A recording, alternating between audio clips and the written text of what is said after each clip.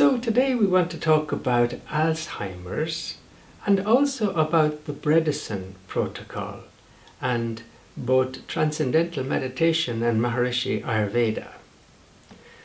So when we're talking about Alzheimer's, this is a disease that was described in 1901, all that time ago, by a German doctor called Dr. Aloysius Alzheimer, and thus the name. So Alzheimer's disease is the most common type of dementia, and dementia is just a progressive disease of the nervous system which affects many brain functions, including memory. So Alzheimer's is a progressive disease, meaning the symptoms start gradually, they become more severe over the course of several years, and many brain functions are involved. So who is affected? Well, I know that in Ireland there are 47,000 people affected, but one of the terrible things about Alzheimer's is that the incidence is increasing all the time, so that by 2041 it's anticipated in Ireland there'll be 132,000. But in the UK it's reckoned that 500 people per day are developing dementia. Now think about that. That's 4 packed double-decker buses every day diagnosed with dementia. That's 185,000 per year, and the incidence is increasing.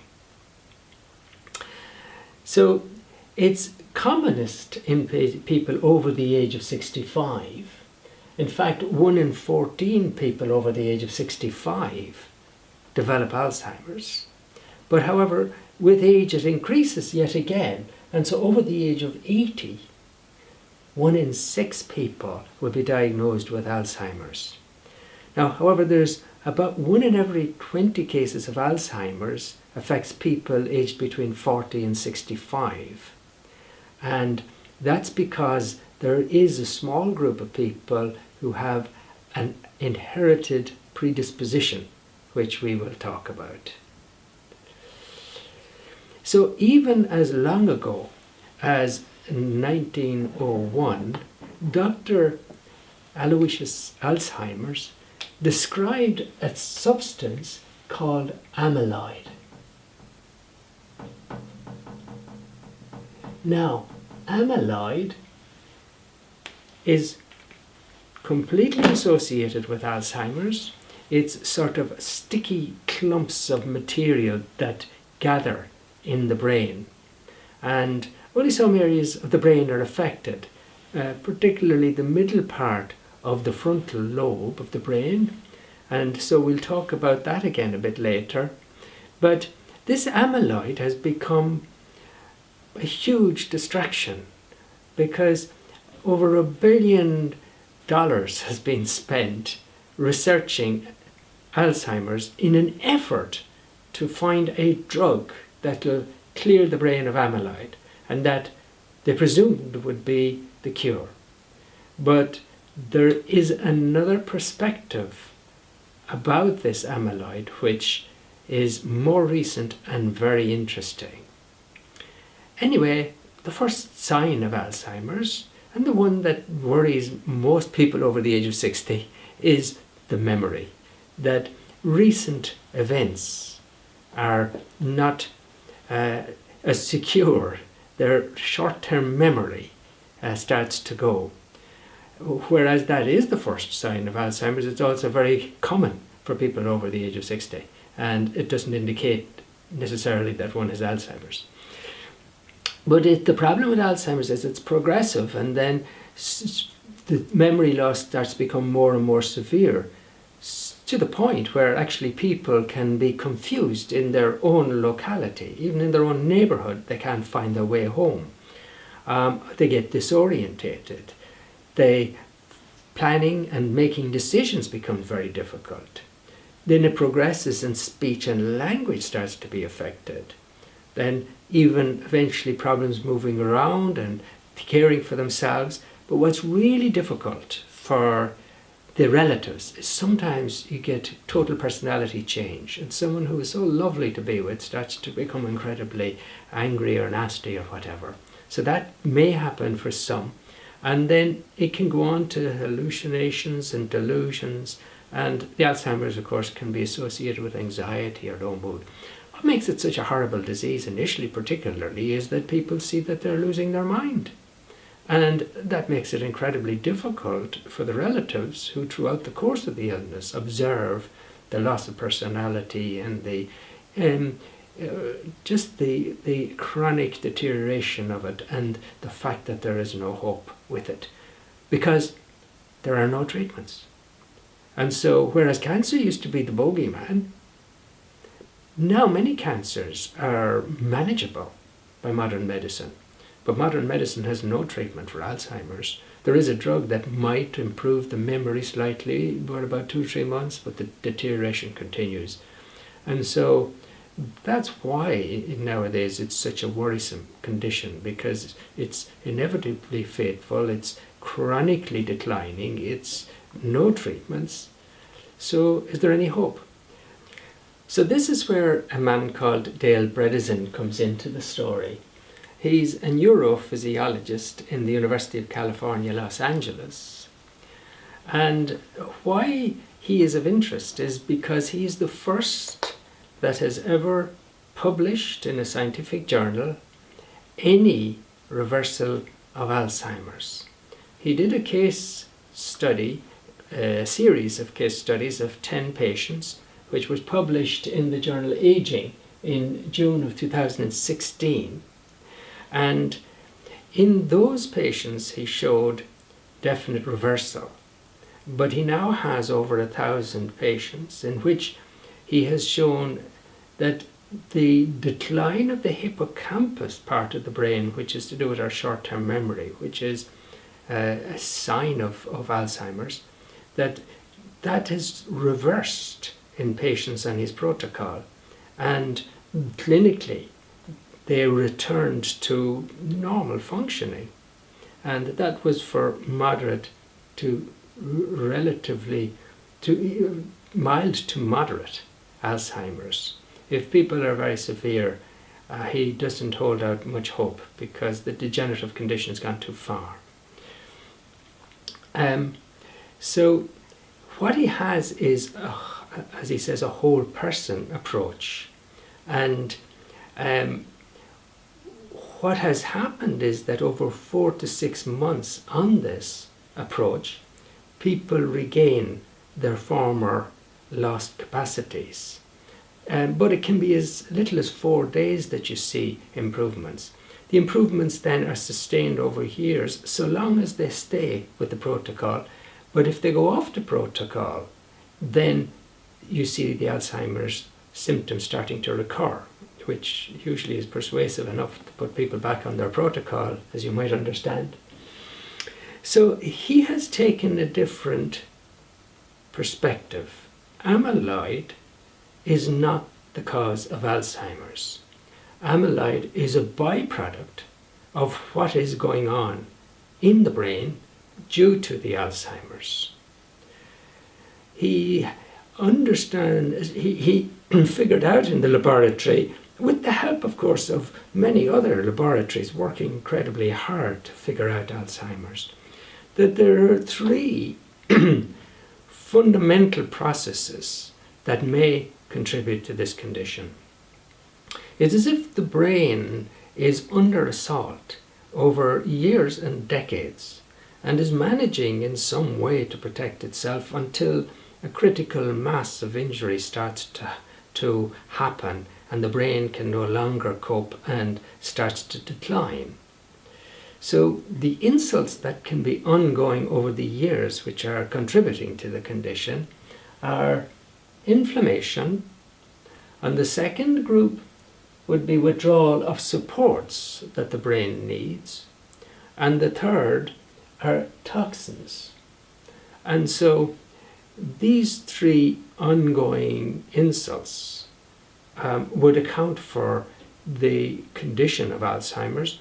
Of course, it's very variable for any individual. There may be completely disrupted by toxins alone. For somebody else, it may have been a chronic process of inflammation of the brain over many years that caused it.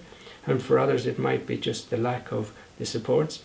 But you get the mixed pictures as well, where there can be more than one of these ongoing chronic conditions contributing to the declining functions of the Alzheimer's patient.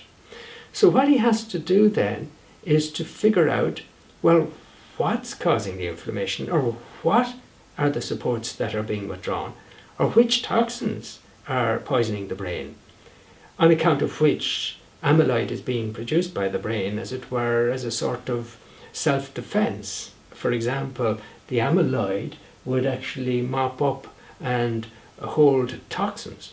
So how is he going to find that out? Well, he has over 100 different parameters that he will investigate. So all sorts of blood tests and scans and all sorts of testing, and over 100 tests. Now, you and I might lack on 2 or 3 of these tests, but somebody with Alzheimer's will be deficient in 25 or more. So first is necessary to find out what is affecting each patient, and having figured out which of these parameters are astray, then he has to develop a program of management or a protocol of treatment individualized for this patient's needs, so that he reverses the inflammation or eliminates the toxins or provides the support the brain needs. So that's the thinking behind his protocol, and it's really chronic, multiple, unrelenting, intense threats and insults to the brain, for which the brain has over years protected itself, but at this stage can no longer achieve that breakdown. So it is necessary then to find the factors that are causing the brain to produce the amyloid. And when you've done that, you can then move on. And you first must remove the causative factors. So whatever is causing the inflammation in the brain, whatever the toxins or whatever the lack of supports, you've got to find these out and then provide what the brain needs and remove the insulting factors from the brain. So that's the first strategy. The second strategy now is you remove the amyloid. So you next work to detox or clean the brain of the accumulated amyloid. And the third factor then is that you give the brain what is necessary so that it can start rebuilding the synapses. Now, all the real resources and activities of the brain revolve around the synapses. The synapses are the points where each nerve cell meets the next one along the line. So it's the junction point. And any brain cell will have thousands or hundreds of thousands even of connections with other brain cells. It's so sophisticated. But memory and cognitive abilities and all of the brain's interactions depend on these synapses. It is the synapses which are now getting destroyed during the process of the development of the disease.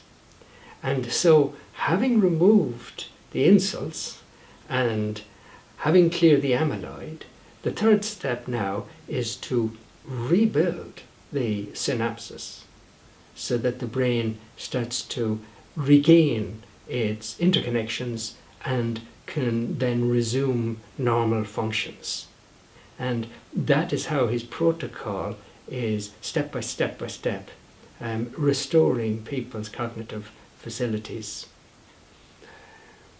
So now let's look a little bit closer at these 3 causative factors. The first was inflammation, and this is something we are all at times prone towards. The most obvious causes of inflammation are our immune system, because our immune system must constantly protect us and help us heal.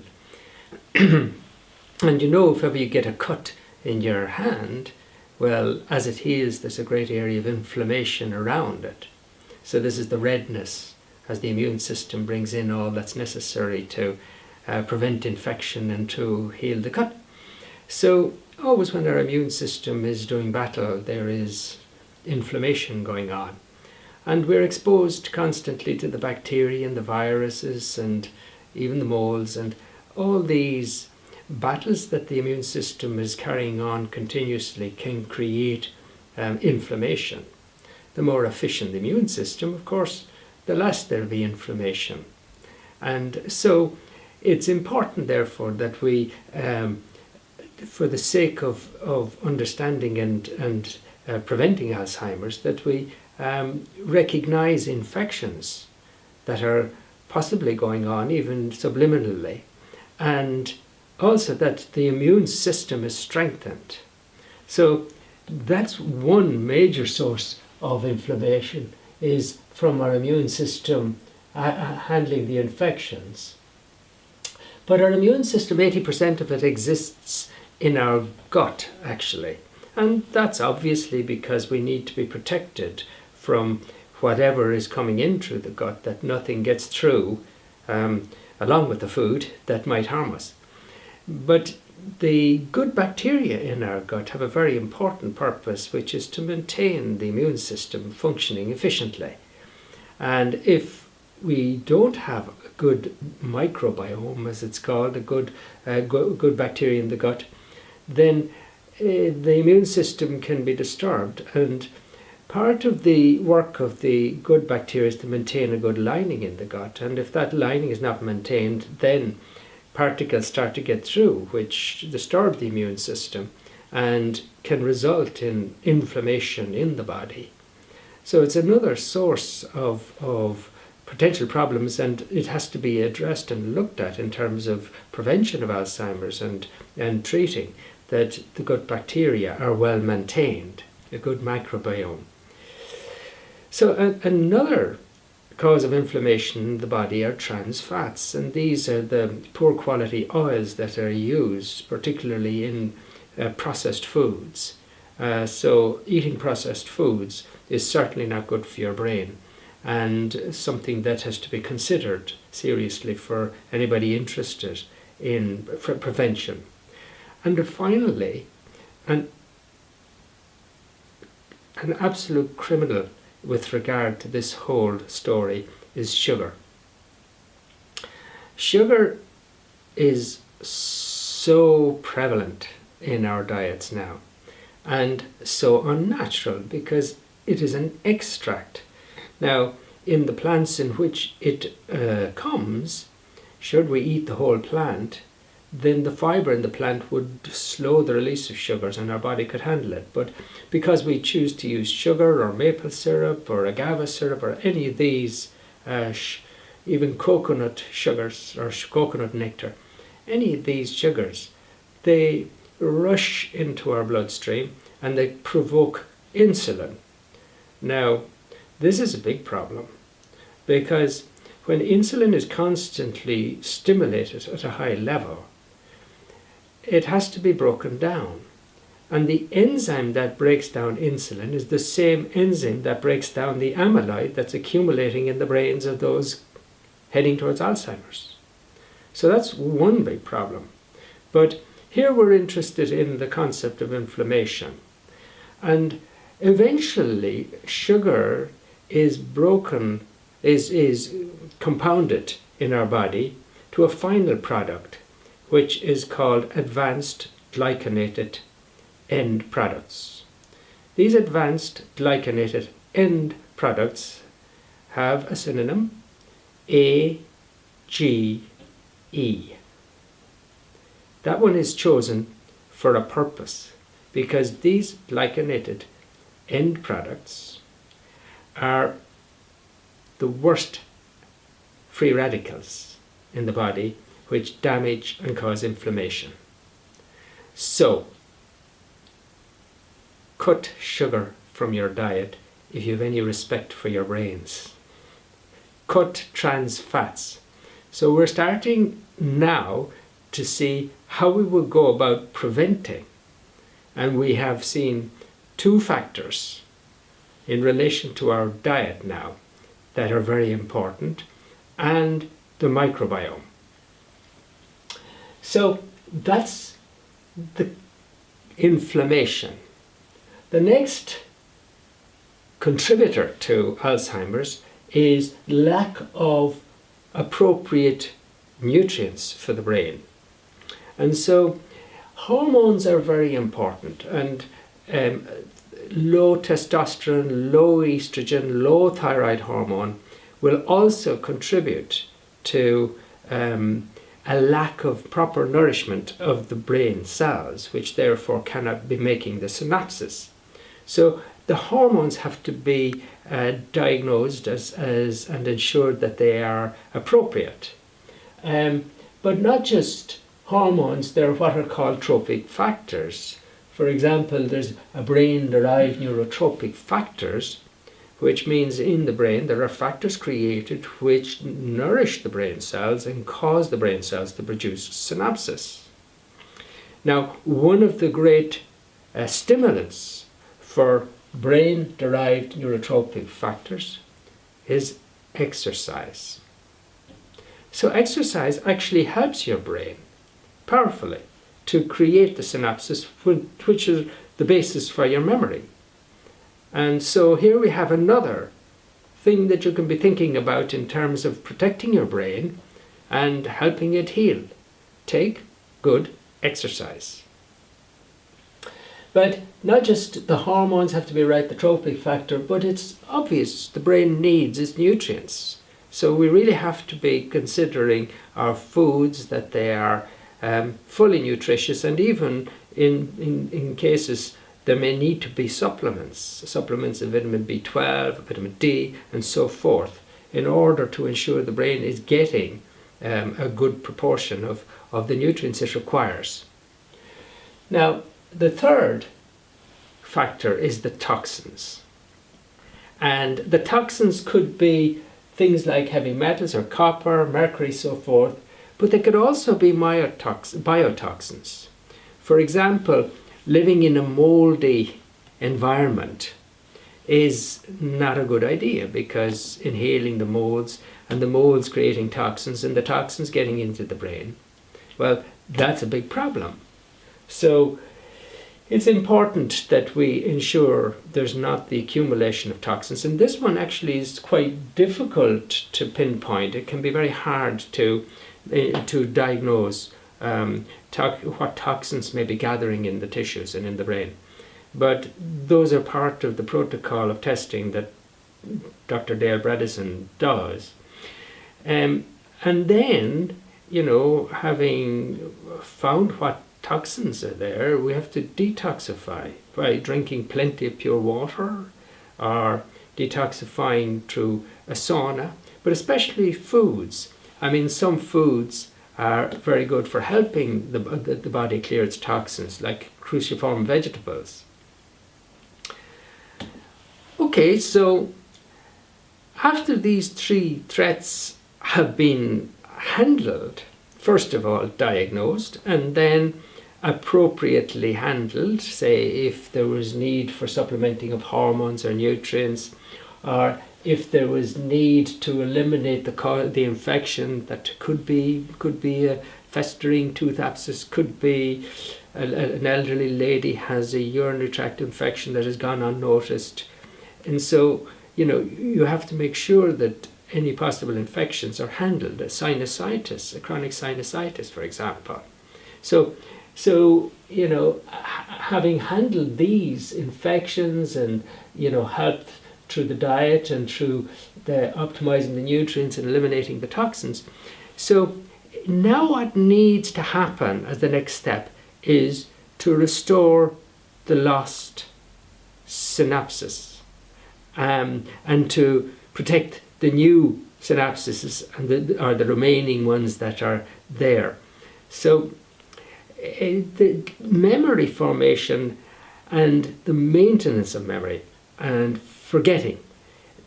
The critical balance here for this is the reorganizing of brain synapses. So when you sleep, in deep sleep, your brain is getting rid of synapses that you don't need from memories which are now outmoded, out of date.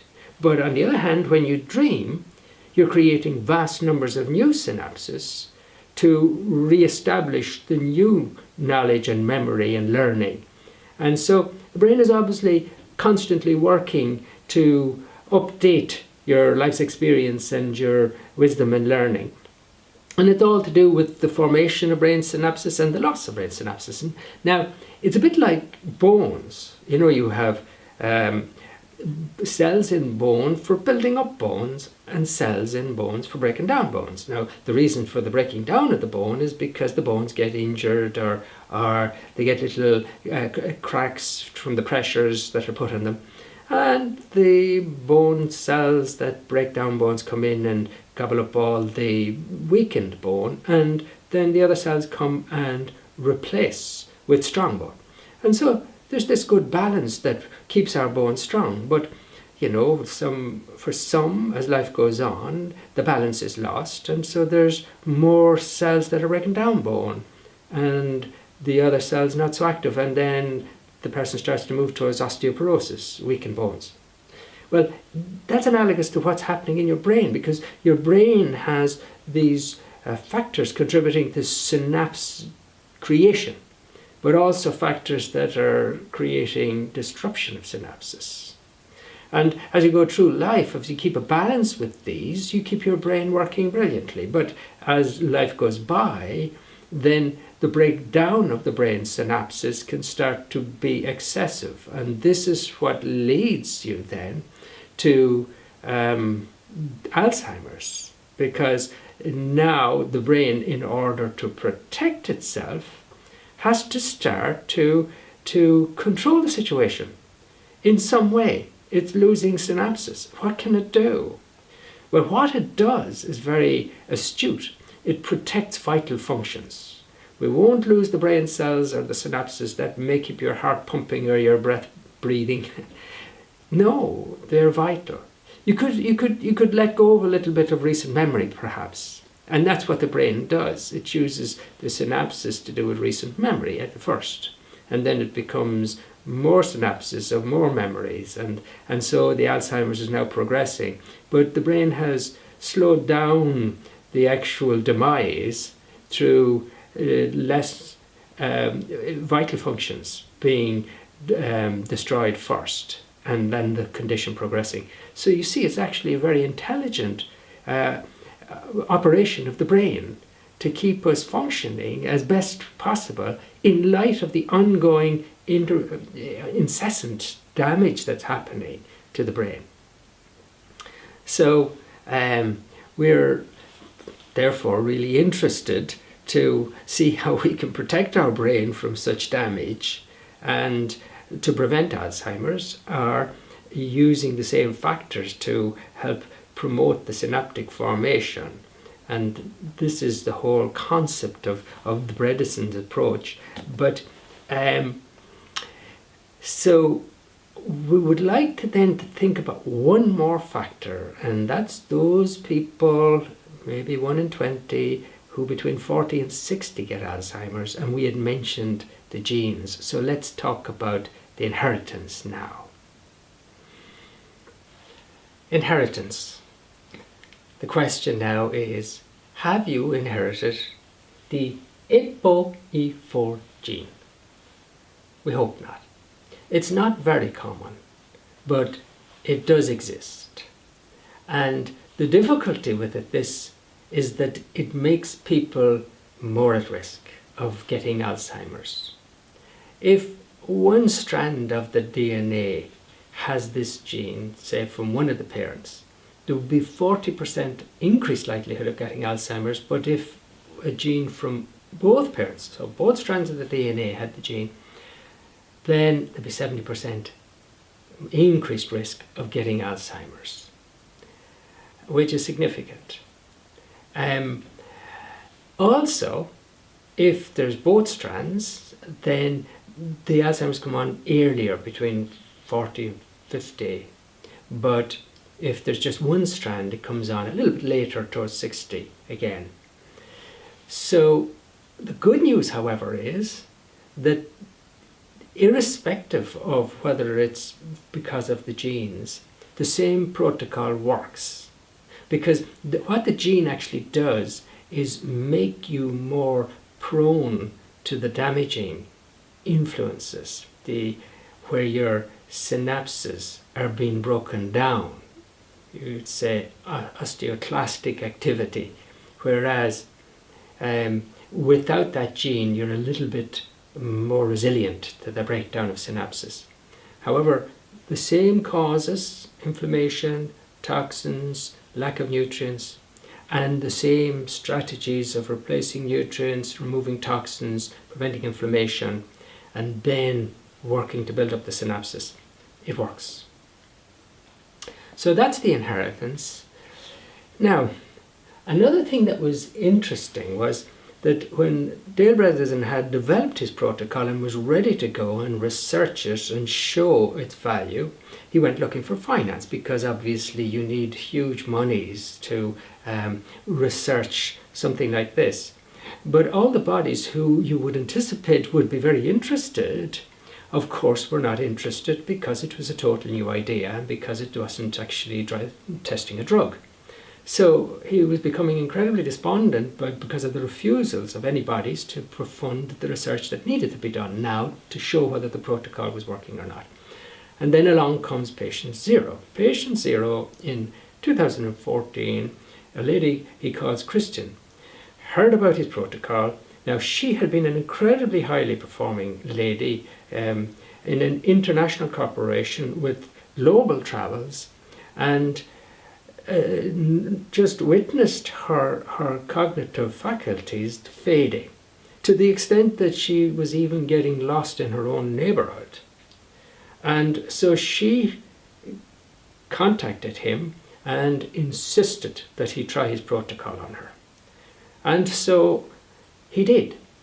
And she completely regained her faculties, went back to the work which she had to leave because of her condition. She went back to full-time, very high-powered work. And 5 years out, she's doing incredibly well. But this lady insisted that the one thing that did her most good was learning the technique of transcendental meditation. And so she persuaded him that he should look at transcendental meditation, which he did. And now he includes that as a part of his protocol, which is great, because he will be researching the proportion of benefit that comes from regularly doing the transcendental meditation technique. He pointed out he's totally agnostic as to any particular meditation, but he was persuaded by the research on TM being quite unique. And he pointed out that the research showed increased neuroplasticity, that the brain's potential to regenerate itself was better for those doing the TM, and the brainwave coherence was associated with improved cognitive performance, improved memory. The research was there showing that, as well as the research that shows it's a natural antidote to stress and anxiety, and like the American Heart Association has it on their website, it's an evidence-based strategy for reducing blood pressure. So all of this was of relevance to somebody who may have Alzheimer's. So it's now part of his protocol. So now we've talked about 3 things that you can do to protect your brain. You could have a look at your nutrition, you could ensure you're getting good exercise, and now you should seriously think about learning the transcendental meditation technique, because it's good for your brains. So now we've spoken about 3 things which you can do to prevent Alzheimer's. And those 3 things are, first of all, your diet, that you've got good nutrition, and you're avoiding the sugar above all, and these trans fats which are in processed foods. So your diet is one. Exercise, the second we mentioned, for the brain-derived neurotrophic factors. It stimulates them. And the third thing is transcendental meditation. So you should seriously think about your own diet, your own level of exercise, and consider practicing on a regular basis this technique which protects your brain. So what we'd like to do now is switch from this most modern and scientifically based perspective to the ancient tradition of health called Ayurveda, to find very similar suggestions and advices. And then after that, we'd like to bring out the main preventative strategies that you might consider using, especially if you felt you were moving towards Alzheimer's. So next we talk about Ayurveda. So, having talked about transcendental meditation, it naturally leads us into the topic of Maharishi Ayurveda, because this was the first strategy to be revived in the West for this ancient tradition of health. And it was the essence of it, because its understanding is that we are consciousness, and that by allowing the mind to quieten to stillness and awakening that inner field of consciousness, that has a very empowering effect on mind and body in a healing context. And so from the 1980s on, the same man who had brought the transcendental meditation to the West went back and revived and globalized this tradition and called it Maharishi Ayurveda, which is Ayurveda as the ancient text described it. And it's a sort of a revitalized knowledge from the old texts that is very pure. So in the old texts on Ayurveda, it's surprising to find that 2,000 years ago, they described different branches, 8 branches of Ayurveda. And it's so reminiscent of medicine today, because Ayurveda had medicine, surgery, psychiatry, toxicology, ear, nose, throat and eyes. They had obstetrics, gynecology and pediatrics as a branch, and they had 2 other branches. One is Rasayana and the other is Vajikarana. Now Vajikarana is very interesting because we don't have the equivalent really in modern medicine, and that is the creation of a more vibrant, vital, healthy progeny. And Rasayana is the one we're interested in talking about now. Because in medicine we have the concept of geriatrics, which is the diseases of the elders. Well, the equivalent in Ayurveda has a different perspective and approach, because Rasayana is its equivalent and it means rejuvenation. So the whole purpose in Rasayana is to help us rejuvenate and to dissipate the effects of aging, if you like.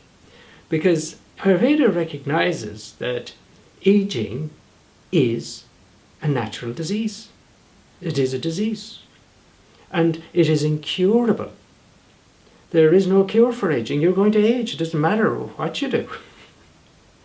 However, it does say that, however, the aging, this natural disease, can be managed with Rasayana. So, Rasayana is to provide nutrition to the cells of the body. Well, that's interesting from what we were talking about for Alzheimer's.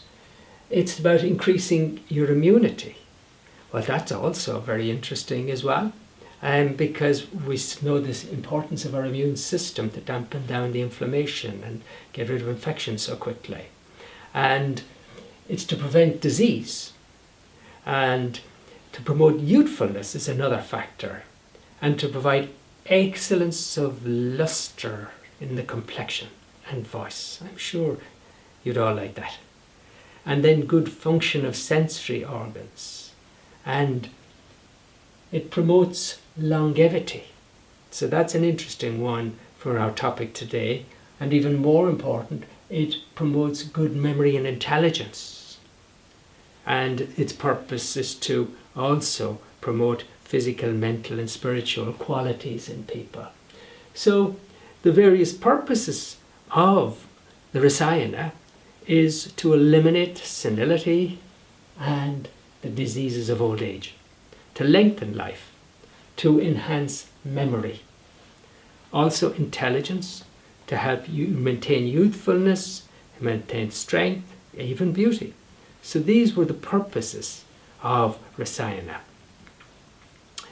So now the question arises, what are the ways that we can use Rasayanas? And basically there are 4 approaches to the Rasayanas which we will now describe. Let's look now at these 4 aspects of Ayurveda that really could be incredibly useful for us in terms of Rasayana or rejuvenation, and therefore protect us from the ravages that assault our tissues, but especially our brains. So the first is behavior, and of course behavior affects us profoundly and affects our health profoundly, as increasingly recognized in medicine nowadays.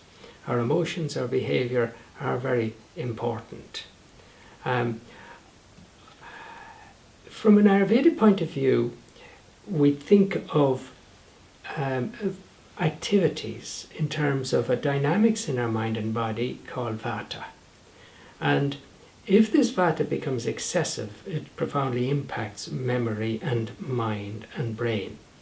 So the Ayurveda would have many different strategies to maintain a balance in this fundamental dynamics of activity in mind and body, of movement of everything in mind and body. But the most disruptive thing is excessive work, stress, rush, a very erratic lifestyle. Excessive travel can really disrupt us as well, and overdoing the exercise. But more than that, Ayurveda has a lot of prescriptions for maintaining that settledness in mind and body through a good routine, a good lifestyle, through appropriate foods, through massage, yoga, all various strategies to maintain this wear and tear effect from impinging on our health. So that's one perspective on behavior, which is a huge aspect of Ayurveda, too great for us to go into at the moment, but I hope I can just interest you in looking into that, the Ayurveda, from that point of view. But a second is something that you might not immediately think of. They're what are called behavior rasayanas, that actually not just not straining in life, but what can be very rejuvenating is to choose speech and action which actually is very appropriate for your physiology and in which your whole mind and body integrates and finds a new level of vitality. And these behaviors that Ayurveda would recommend would include things like love, compassion, speech that uplifts people, cleanliness, charity, religious observance, respect towards teachers and elders, being positive in your approach to life, and then moderation and self-control, and simplicity, and speaking truthfully and maintaining calm and being persevering, and having balanced sleep. Now, balanced sleep is very interesting here, which we want to talk about in a few minutes, because it's another strategy which is really important for our topic today. What needs to be avoided in terms of behaviour are anger, violence, strain, conceit, speaking ill of others behind their backs, egotism, dishonesty, coveting another's spouse or wealth. You don't think about these things, but the very fact of engaging in these sort of emotions and in these behaviours is actually wearing your system out, because they're not conducive to smooth, frictionless flow of life. And the friction and the distortion and disturbance that comes from inappropriate behaviours and emotions is such as to cause a wear and tear and aging effect, which, will create more inflammation in the brain and less nutrients to go around and all of that.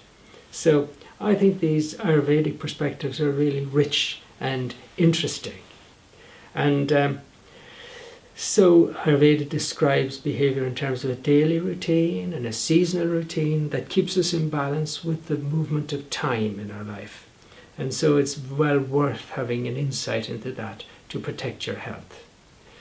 Now, other than behaviour, Ayurveda is a huge, huge body of knowledge about your digestion and how to take care of it, and about the foods. In fact, the oldest textbook, Charaka, says that the body is a product of the diet, and disease results from faulty diet. The difference between health and disease is due to the difference between balanced and unbalanced diet. That's how important your diet is. So, what we really want is not just good nourishment, but really good digestion.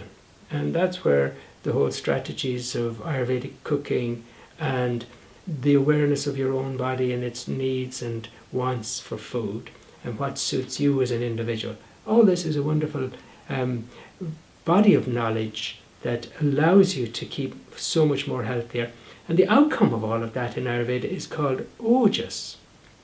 Ojas is that which increases your immunity, increases your vitality, it brings integration to mind and body, and it's the finest product of a good digestive system. And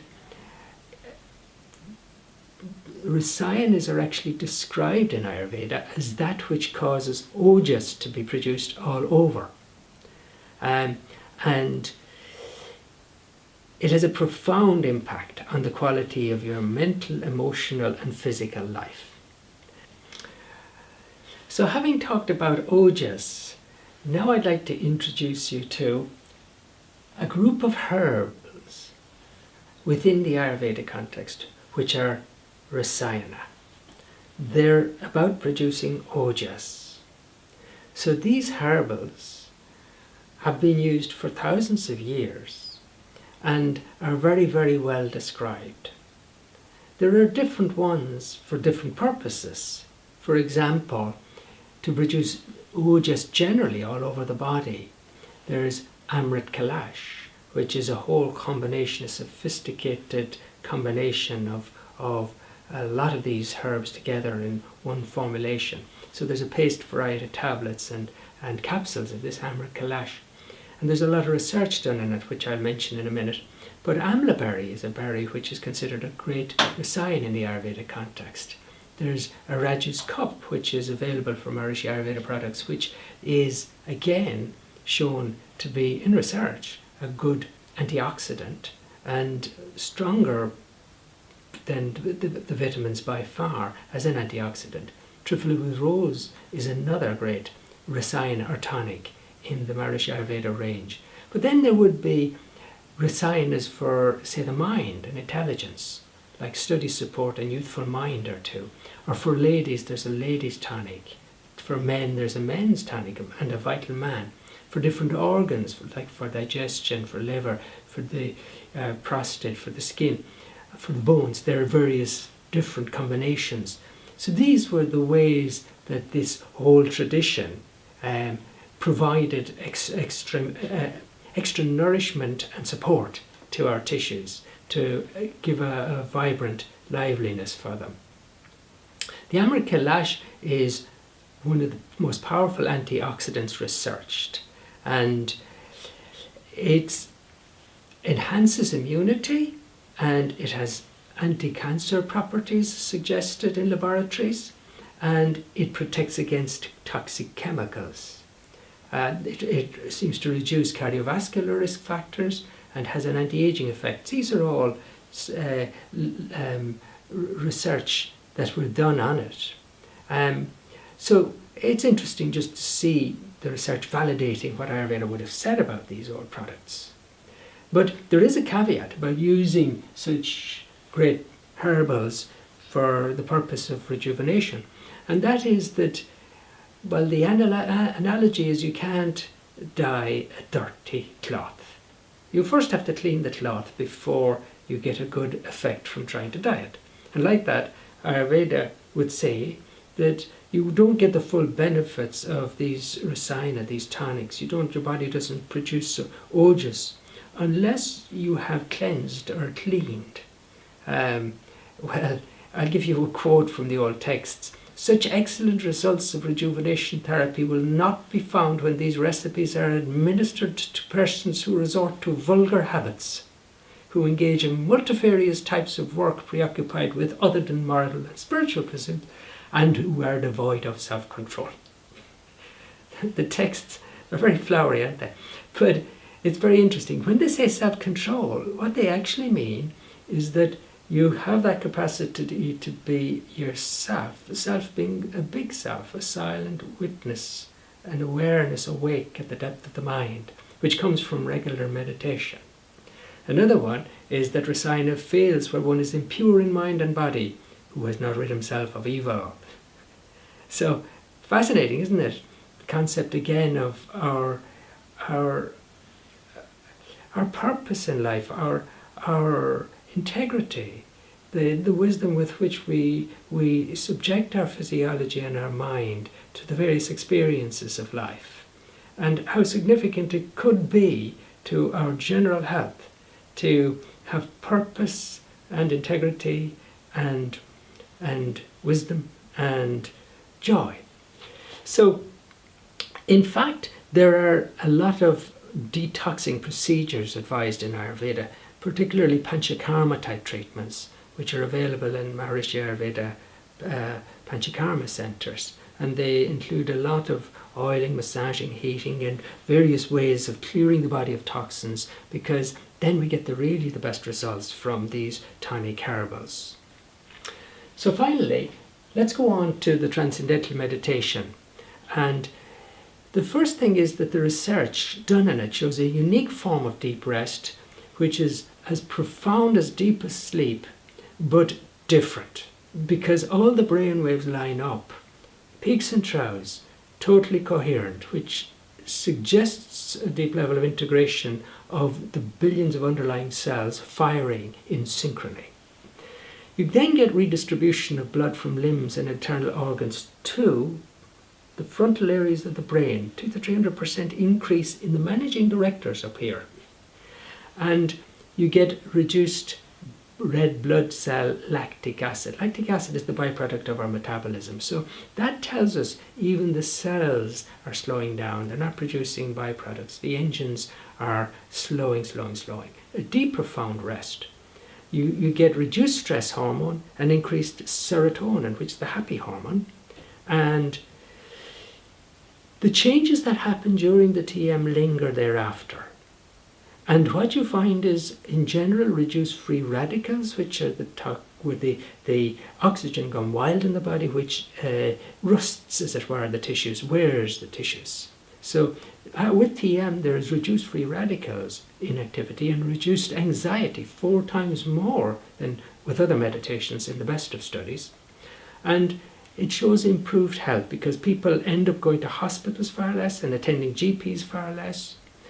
And people are younger. Doing TM for 3 years, their biological age is up to 5 years younger. If they're meditating more than 3 years, the biological age, all the measures that correlate in the body with age, they're up to 12 years younger than their birth cert age. And one hormone, which is DHEA, dihydroepiandrosterone, which is the precursor of our hormones, declines with age. But the meditators doing TM have more than expected for their age. And in elders with an average age of 81, 4 groups were studied, one being studying TM, others studying other forms of meditation or just relaxation. And in 3 of the groups, there were 40% of the participants were dead 3 years later. but not one of the TM group. And the TM group way outlived the other groups, followed up for 15 years. Very interesting. If we want to prevent the effects of aging, one of which, of course, seems to be Alzheimer's. However, I'd leave the last word to Maharishi, who brought out the TM, brought out Ayurveda. And his idea was that the purpose of life is the expansion of happiness. And then he said, what rejuvenates us is happiness. And he also said, love flows from a happy heart. So now, there's another one you can add to your bucket list. Love. Because love does rejuvenate. And it is one of the factors, a really good social network, that is considered protective against Alzheimer's. So, what I would like to talk about next is the Montreal Cognitive Assessment. So, now you might be curious to know, are you heading to Alzheimer's? Well, there's a very simple strategy online that you could use to figure this out for yourself, and I'm sure it'll be very reassuring for the vast majority of people. It's called the Montreal Cognitive Assessment. So this Montreal Cognitive Assessment is a series of questions you answer online, and generally you'll probably get 30 out of 30. In fact, there are 3 different tests, so if you actually wanted to do it and later on to double check and see were you getting better or worse, then you could have a different test, so you're not doing it out of memory. But anyway, people who are getting 26 to 30, fine. But people who are getting 19 to 26 are suffering from mild cognitive inhibition. So that's really the start of a process that could lead to Alzheimer's. If they're between 19 and 22 and they're having difficulty with ordinary things of living, it would seem they've gone over the line. They could now be with Alzheimer's. If people are scoring less than 19, they really are significantly into an Alzheimer's state.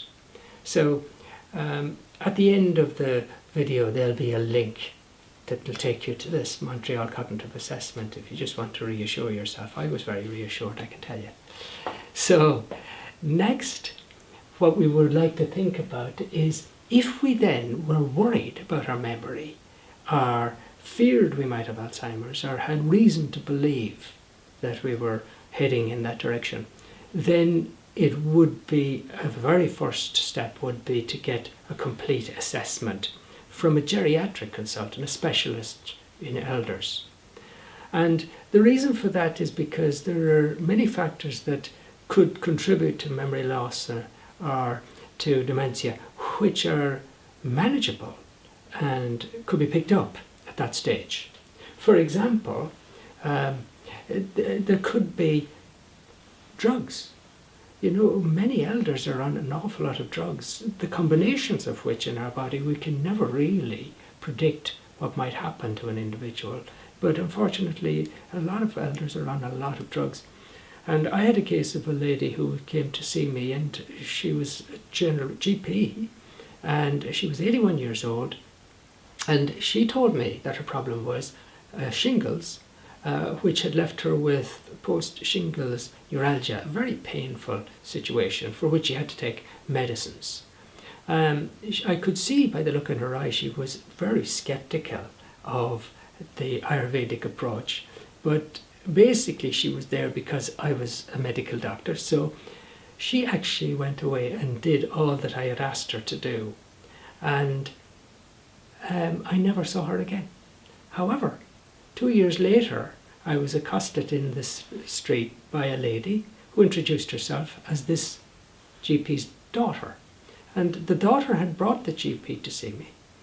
And she had brought her mother because her mother was heading towards dementia. She was leaving gas on. She was, it was getting very worrisome, and they were now discussing with her GP how to get her into a nursing home. However, the daughter persuaded her to come to me, and the daughter was outside the door, and I never met the daughter until this time. But the daughter told me that after she left me, the mother did everything I said. Because the pain went, she stopped all her medicines, and there was one called Lyrica which she was on, and that had been causing her mental decline. When she stopped that drug, she rebounded. She subsequently bought a home, a bungalow in the country near her grandchildren, and this was 2 years later. She was living very happily. So a geriatrician may need to look at the drugs if you're on any, or you may also find some subliminal infection that you didn't know was going on, which could be treated, and then that would settle the inflammation. He could look at the metabolic issues. I mean, a lot of people may have insulin resistance or mild hypothyroidism or low levels of estrogen or testosterone, and these contribute to reducing the brain cells' energy. Homocysteine is another measure that's worth getting, and even vitamin B12, these sort of issues a geriatrician could be looking into to ensure there's nothing obvious that could be taken care of. And of course another one that's very disruptive is sleep apnea. So that would be the first step. And then we would move on to the various strategies for prevention and health promotion in relation to Alzheimer's. So I'd just like to go through now the bullet points that emerges from both the ancient perspective of Ayurveda and the modern perspective of those working in the field of Alzheimer's, including Dr. Dale Bredesen. So prevention and promotional health strategies I'd like to talk about.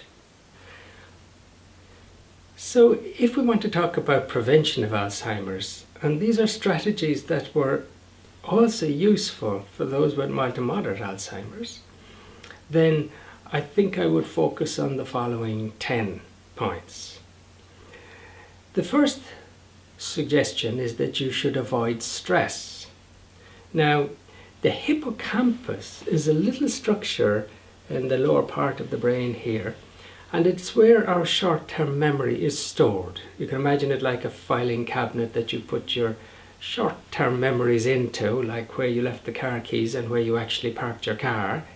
A hippocampus is one on each side of the brain, and it's very interesting that just 3 months of significant stress will reduce by 25% the volume of the hippocampus, and that's highly significant with regard to memory. We know that cortisol is toxic to brains at high levels, and cortisol is the stress hormone, and it's especially toxic to the hippocampus. It also increases the blood sugar, which we have talked about, and that's not a good idea. It results in leaky gut, where the gut lining is disturbed and molecules get across, which can cause inflammation and disturb the immune system.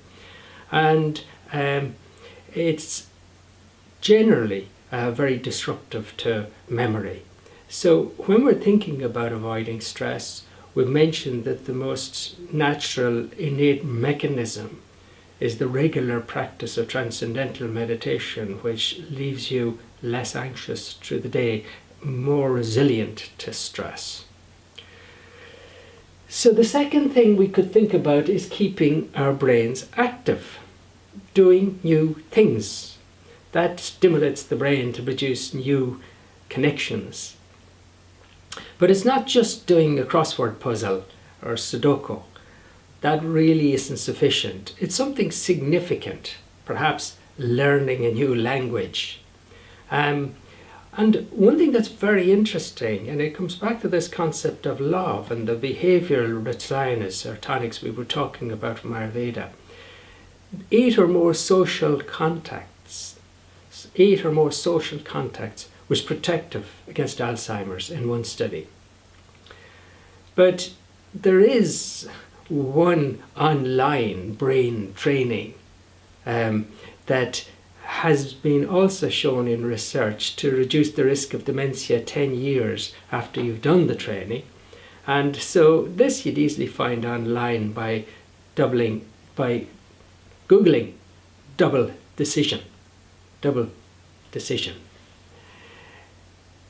Now, as well as coping with the stress and keeping your brain active, keeping your body active, physical exercise, as we were mentioning, in terms of the neurotropic factors that nourish the brain, exercise improves that. It has many other benefits, of course, but I would be aiming for 40 minutes of a brisk walk at least, maybe 5 times a week, and also some resistance exercises to keep your muscles toned. But exercise is another strategy of prevention. Now we come to number 4, and this is important. This is a big factor. The research now indicates quite clearly that we need at least 8 hours sleep every night. And to not get 8 hours is to shortchange yourself. You are not at your best. And they've shown that in research, where they've taken a group of people, deprived them of a night's sleep, and the next day on all the tests they perform very poorly, cognitively, emotionally. But at least they know they're not doing so well. However, the same people, when deprived of just 1 hour sleep, that means they're getting 7 hours instead of 8, and they get 7 hours instead of 8 nights, 8 hours per night for 10 nights. And then they're put through the gambit of tests again. But now they perform equally poorly as when they missed the night's sleep. And the difference is they don't actually know it. So there are millions of people around the world and they're just not performing. They're now nowhere near their capabilities. And they think that's normal, just because they're not getting enough sleep. And when you look at the sleep, you see that there are 2 halves, if you like, to your night's sleep. The first 4 hours is about non-REM sleep, which is actually the deep sleep. Now, this deep sleep is incredibly important because during deep sleep, a whole series of glial cells, they're called glial cells, that line all your brain cells, well, they collapse 60% in volume during deep sleep. And the brain flushes through 10 to 20 times the normal amount of fluid through the brain. So literally this is like a power hosing to clear your brain of debris. And some of the debris that's cleared at this point is amyloid, which we've seen when accumulated is associated with the Alzheimer's. The interesting thing is that the middle part of the frontal lobes of the brain are essential to actually control and ensure we get this deep sleep. And that's exactly the area where Alzheimer's patients' amyloid is laid down in great quantities. So you can end up with a terrible situation where you're not getting the deep sleep, which is not clearing the amyloid, and the amyloid is gathering in the area that controls for deep sleep.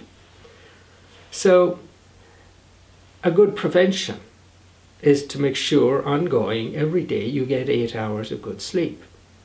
And also, in order to get that 8 hours good sleep, you need to get to bed early, because the first 4 hours are the deep sleep, but that's, those hours maybe between 10 and 11 and 2. So you should catch those hours. And then between 2 and 6 is a totally different function. You dream a lot more now, which actually integrates your recent memories with lifetime experience. Another function of deep sleep, which I didn't mention there, was deep sleep is when you transfer the files from your short-term memory in the hippocampus, the filing cabinets here for short-term memories, they get transferred up to your cerebrum during deep sleep. So it's another reason, of course, that you must get these initial hours of sleep at the appropriate time. After 2, you start to have more and more dreams. And dreams are integrating the short-term memories with long-term memory. They're restoring your emotional stability. The 8 hours is switching off your sympathetic nervous system so that you're less at risk of heart disease, strokes, diabetes, and also, the good night's sleep gives you, restores your immunity. Without the full 8 hours, you have 70% less killer cells in your immune system, and these are the ones that kill cancer cells. So obviously, for all sorts of reasons, your sleep is vital, but also to prevent Alzheimer's. Of course, we've mentioned sleep apnea, and that has to get sorted if you do have that problem. So when we move on, we're thinking of the diet, and basically it's, again, the research indicates the Mediterranean type diet. But there are 3 things, I suppose, that you have to be aware of. One is, do not have simple sugars or starchy foods like white bread, white pasta. No sugars. That's one thing. The second thing is, do not have low fiber diet. You should have a high fiber diet. It does feed the good bacteria in your bowel. It does support your immune system through them and the lining of the gut maintained through them, and you're digesting better so that you're absorbing more the nutrients. And do not have bad fats, trans fats. So if you cook with either ghee or coconut oil. You don't cook with olive oil. Other oils can get badly denatured by excess heat. So don't use processed foods which have these bad fats. So those are the no-nos, not sugar, not low fiber, not bad fats. So you're avoiding the processed foods in favor of local, sustainable, organic where possible. And you want to have good fiber in your diet, so you want to have good vegetables. You want good fats, like those in the avocado, the nuts, the seeds, the olive oil, or wild-caught fish. So if the hens have been fed on seeds, they tend to have healthy fats, and then good. But if they're not fed with the healthy omega-3 and 6 oils in the foods they're eating, how can they provide it to you? They're bad to use eggs. So I would go for, the seed-fed eggs. So these are appropriate sources then of oils that your brain can use for its brain plasticity, its building of its synapses. Gluten sensitivity can be a problem because especially wheat can disturb the lining of the gut and contribute to the inflammation. And fruits good. And then toxins are processed by the foods in our diet. If we have coriander, the cruciform vegetables, things like avocados, beetroot, artichokes, garlic, ginger, grapefruit, lemon oil, olive oil, and seaweeds. These help your body cope with toxins that otherwise could gather in your brain. So you're using your diet to provide the nutrients, and also, using spices in cooking helps your digestion, and relaxing when you eat and eating appropriately, all this is supportive of your digestion and your gut. But bone broth provides collagens and many amino acids and minerals and vitamins that help the gut heal. So going online and getting appropriate recipes to use bone broth for a month to heal up a gut that's become leaky is useful.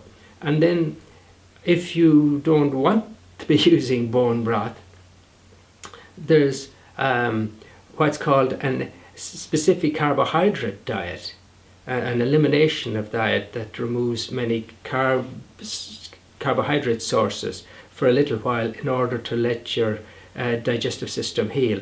Or another thing is colostrum capsules. can help your gut to heal. And then after the 3 or 4 weeks that you've rehabilitated your gut, then you can go on and consider using the appropriate gut bacteria. So to enhance the good bacteria in your gut, there were many traditional probiotic foods that had a lot of bacteria. In Ayurveda, we use lassi, a diluted yogurt drink. But in different traditions, there was sauerkraut, there was kimchi, there was kefir. And so these sort of foods also support the gut bacteria. But as well as probiotic foods like that, there are prebiotics, which are the foods that nourish the good bacteria. The good bacteria can feed off these foods. And they include garlic and onions, and bananas and oats and asparagus, leeks, chicory, beetroot, sweet potatoes, and apples, and apple cider vinegar, and dairy products also, and whole grains. So these provide your good bacteria with the fiber they need to thrive. So, continuing, having healed your gut, now you want to supplement. So, a good food-based multivitamin, multimineral supplement is a valuable thing for people over the age of 50, particularly where we may not absorb as well as we once did. So that's one supplement, and flaxseed oil is another because of the good fats that are in the flaxseed oil, and they support our brain.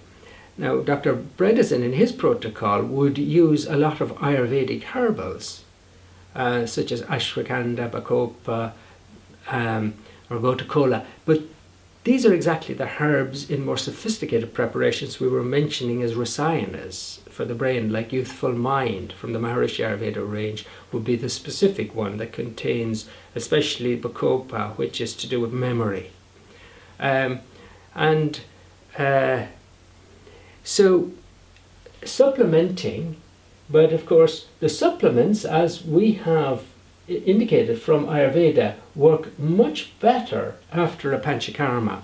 So panchakarma, because it clears the toxins, already has a good impact on the brain, but now after it, the nutrients that we supplement with get more directly. And so if we have the good nutrients at that time through the supplements and through the good diet, it works even better. As well as the panchakarma and the supplements, another strategy that's recommended is an overnight fast. So when you stop eating, then you have no more sugars coming in from your gut to your bloodstream. So now the body has to flick over to fats for a source of energy, especially through the night, because when you're asleep, particularly when you're dreaming, your brain is more active in many ways than when you're awake, when you're active. So there's a lot of energy required, but this flicking over to fat for energy is really helpful for the brain. And so the brain has the capacity to use fats for energy, and so that's why overnight we flick into that quite naturally, because we're fasting. And we should prolong that fast if we could to 12 to 16 hours, because that is a good tonic for the brain. And the other thing is, of course, it reduces the insulin, which is an irritant. It reduces the blood sugars, which are irritants. Your brain can use the enzyme to get rid of the amyloid, because there's not so much insulin now. So this overnight fast is very helpful.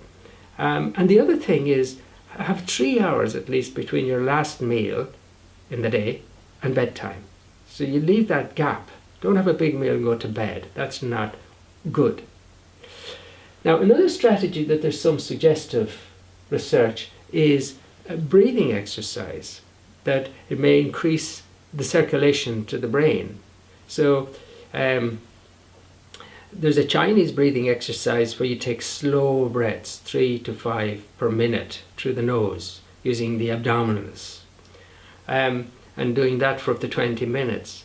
But anybody who's doing the transcendental meditation may well know of another breathing, a yogic breathing exercise, which is just very slow and gentle, which would work in the same way.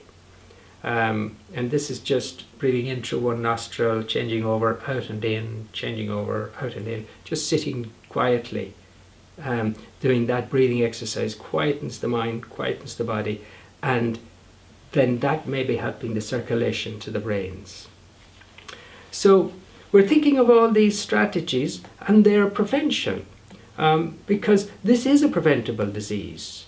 People who deal with preventative medicine, they point out that it may be possible to reduce the risk by up to 80%.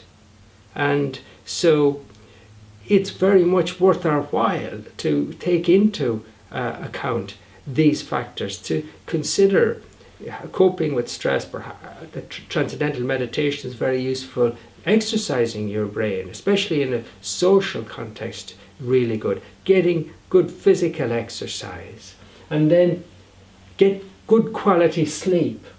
Have a good nourishing diet. Take good care of your bowel flora, your microbiome. And then the supplements are useful, and the overnight fast, and then the pranayama, and even consider a panchakarma as a prevention. There is that one other factor, I suppose, and that is that love heals. And this is what we were learning from the behavioral rasayanas of Ayurveda, and that's again confirming the extensive social network, ongoing social activities. A good social network is really good prevention. I'm going to leave the last word to Maharishi, who in a conference on science, consciousness and aging in January 1980, he says that what prevents aging is in the ongoing field of change of life is balance. Balance amidst the change. Live a balanced life, a good routine, relaxed meals, recognizing how to take care of yourself through good sleep, good diet, all of this, a good balanced life. And then he points out that what rejuvenates is happiness. And again, the purpose of life is the expansion of happiness. So when we engage ourselves in this purpose, we constantly renew. Thank you.